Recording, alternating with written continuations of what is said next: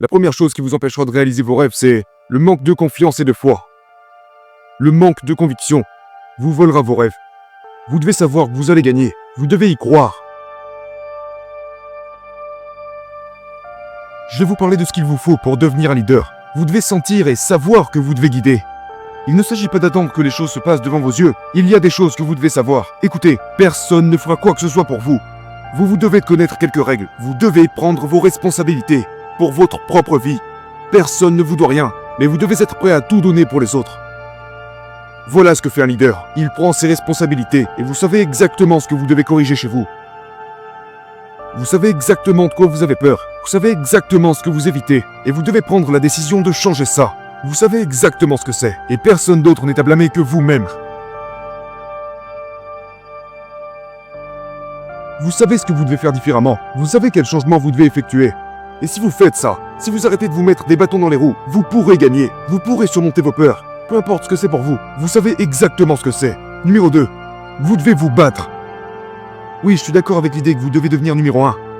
Mais vous ferez mieux de commencer par chercher à devenir la meilleure version de vous-même. Le désir, la volonté de devenir meilleur. Je crois que l'on peut gagner seulement grâce aux choses intangibles, comme l'émotion, l'énergie, la passion.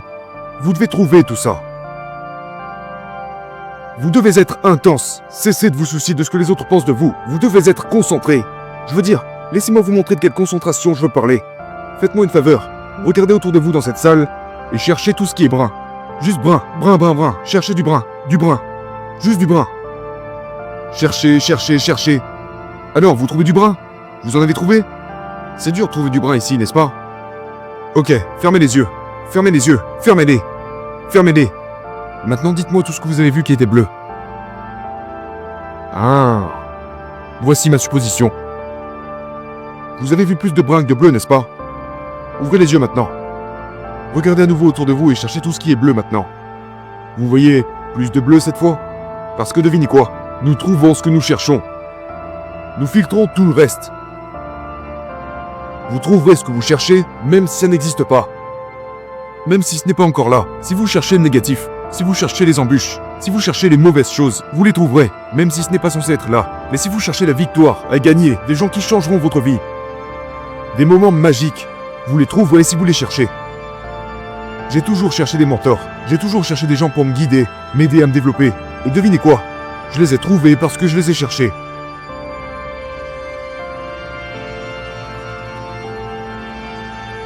Premièrement, vous devez adopter une attitude de gagnant, parce que vous devez gagner. Vous devez avoir une perspective positive. Vous devez être optimiste. Vous devez savoir que vous allez gagner. Vous devez le sentir en vous-même. Je vais gagner. Et je ne parle même pas d'une compétition. Je ne parle pas de gagner à un événement. Je vais gagner la vie. Je vais gagner ma vie. Je vais faire tout ce qu'il faut pour vivre une vie de vainqueur. Écoutez-moi, le prix que vous payez à perdre est trop grand. Parce que vous devrez porter le fardeau de l'échec durant le restant de vos jours. Vous emporterez ça avec vous, si vous échouez. La chose qui me brise le cœur, c'est de voir les gens abandonner, de les voir céder devant la difficulté. Vous devez décider qu'échouer ne fait pas partie de l'équation. Parce que devant tout ce que votre vie pourrait être, le prix de l'échec est immense. C'est pour toujours. Vous porterez cet échec pour toujours. Je vais vous dire, vous devez être obsédé, vous devez être acharné, vous devez être inarrêtable. Voilà ce que vous devez faire. Vous devez garder la tête baissée pendant une période de 4 à 6 ans. Et pendant cette période de 4 à 6 ans, vous devez être meilleur que vous ne l'avez jamais été. Nous sommes une famille. Parfois une famille dysfonctionnelle.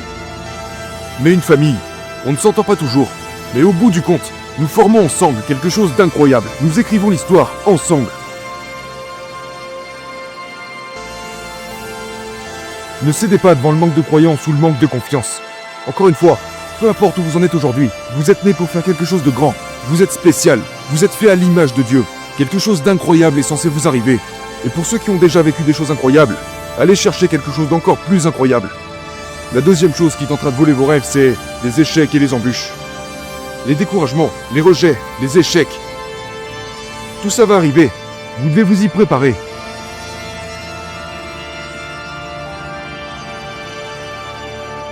Je savais que des gens étaient meilleurs que moi, qu'il y avait des gens plus talentueux que moi, probablement plus que vous tous. Mais comme mon père m'a dit, la plus grande des compétences, c'est la constance. Vous pourriez me surpasser pendant 30 jours, ou 60 jours, ou 90 jours. Mais vous ne pourrez pas me battre sur un an. Vous ne pourrez jamais me surpasser sur 2 ans. Vous ne pourrez jamais me surpasser sur 3 ans. À la fin, c'est moi qui vous aurai. Parce que je me remets toujours au travail. Vous pourriez penser que je suis fini, mais je ne fais que commencer. Je suis trop robuste pour abandonner. La plupart des gens s'arrêtent à mi-chemin dans la plupart des cas.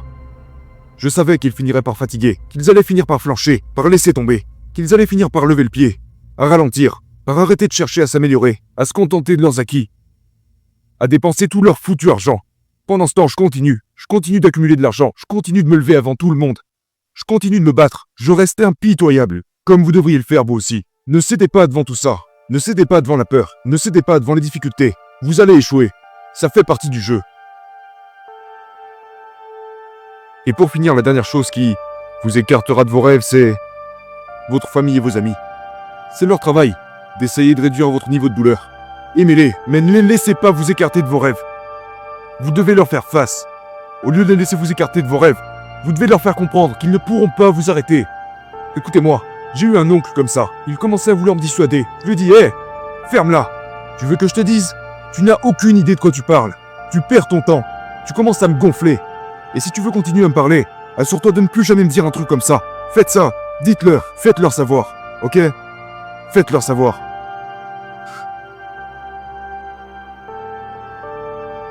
Les gens qui gagnent dans la vie sont ceux qui jouent en offensive, pas en défensive. Arrêtez de reculer dans tout ce que vous faites. Levez-vous. Tenez-vous droit. Marchez différemment. Parlez différemment. Commencez à être la meilleure version de vous-même. Plus vous enterrez vos rêves, plus vous les laissez de côté, plus ils seront durs à retrouver. Il est temps de dépoussiérer vos rêves, de les remettre juste en face de vous, et de vous remettre à leur poursuite dès maintenant. J'espère que vous êtes au clair là-dessus. Vous pouvez avoir une super famille, une super entreprise, une excellente situation financière, vous sentir bien dans votre peau, voyager et faire tout ce que vous voulez. Mais vous devez poursuivre vos rêves. Maintenant, écoutez-moi, faites-le, plongez dans l'inconfort. Ne négociez pas. N'essayez pas de négocier avec votre conscience. La négociation, c'est la perte, ok? Les gens irréalistes dirigent le monde. Arrêtez de vouloir être réaliste. Rappelez-vous de ça. Étrange, riche. Normal, pauvre. Levez-vous. Faites de vos rêves une réalité. Faites de votre vie un chef-d'œuvre. Vous devez prendre une décision.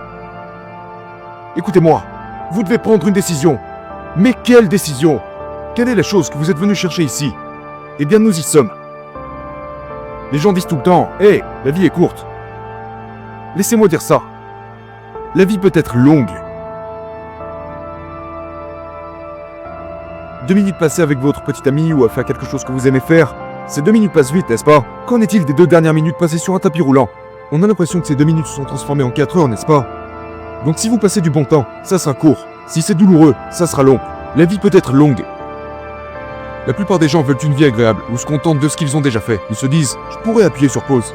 Je pourrais appuyer sur pause, ça serait tellement bien, tellement bon, tellement gratifiant, tellement reposant. » Mais il est hors de question que quelqu'un ici appuie sur pause, parce que nous devons devenir meilleurs.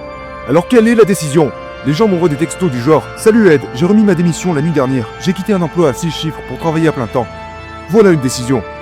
C'est la décision de devenir sérieux. C'est la décision de donner un sens à sa vie. C'est la décision de cesser de s'inquiéter de ce que les gens peuvent penser. C'est la décision de devenir meilleur. C'est la décision de mettre un terme à une relation, ou d'en créer une nouvelle. De se bouger. C'est la décision d'arrêter de se droguer, d'arrêter l'alcool. Quelle est cette décision? Tout de suite, quelle est-elle? Soyez honnête avec vous-même. Quelle est cette décision? Qu'est-ce qui vous fait douter? De quoi avez-vous peur? Faites-y face. Actuellement, quelle décision vous devez prendre? S'agit-il de devenir plus agressif? S'agit-il de croire en vous-même? De tendre la main à quelqu'un? Je ne sais pas ce que c'est pour vous.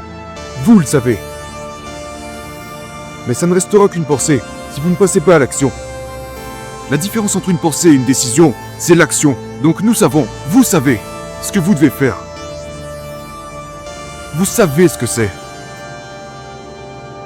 Décidez dès maintenant que d'ici la fin de la prochaine heure, vous aurez fait un pas dans cette direction. Un pas.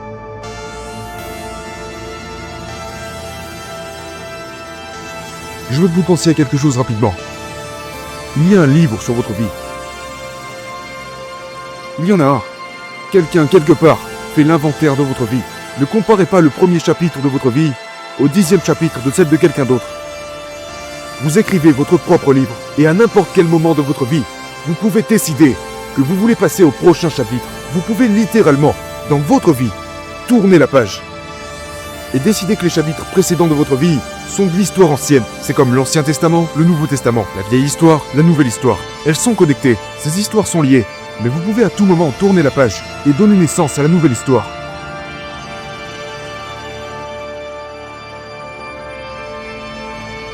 Vous devez le décider maintenant. Je tourne littéralement la page. Le passé appartient au passé. Et à partir de cette seconde, j'entame l'écriture des meilleurs chapitres de ma vie.